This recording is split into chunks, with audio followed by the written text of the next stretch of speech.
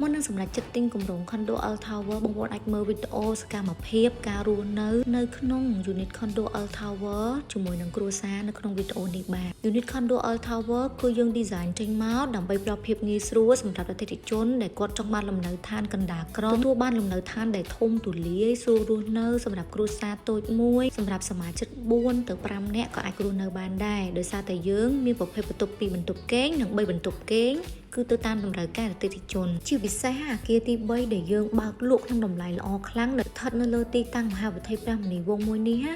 គឺបងប្អូនរស់នៅដោយមានភាពងាយស្រួលខ្លាំងមែនទែនទីតាំងកន្លែងនេះបងប្អូនអាចទិញសម្រាប់ស្នាក់នៅឬក៏ដាក់ជួលក៏បានដែរជាទីតាំងតម្រូវការខ្លាំងមែនទែនហើយការដែលយើងរស់នៅក្នុង condo គឺយើងមាន facility ដូចជាអាងហែលទឹកក្លិតហាត់ប្រាណបងប្អូនអត់ចាំបាច់ចំណាយពេលទៅក្រៅខាតពេលវេលាច្រើនអ្វីដែលសំខាន់គឺយើងទទួលបានស្មើនឹងបងប្អូនទិញផ្ទះមួយដែលនៅចំកណ្ដាលទីក្រុងក្នុងតម្លៃទាបបំផុតតែម្ដងហើយបងប្អូនក៏ដឹងដែរការទិញ condo ឥឡូវគឺការបង់ប្រាក់មានភាពងាយស្រួលខ្លាំងមែនទែនបងប្អូនក៏ដើមមុនតិចបង់ប្រចាំខែតិចហើយនឹងទទួលបានការ free ការប្រាក់រយៈពេលវែងទៀតបងប្អូនត្រូវដឹងថាប្រទេសកាន់តែរីកចម្រើនលំនៅឋានក៏នៅកណ្ដាលក្រុងកាន់តែតិចដែរអញ្ចឹងបងប្អូនអាចផ្លាស់ប្ដូរមកការរស់នៅក្នុង condo ជាជម្រើសល្អនិងចំណេញពេលវេលាបំផុត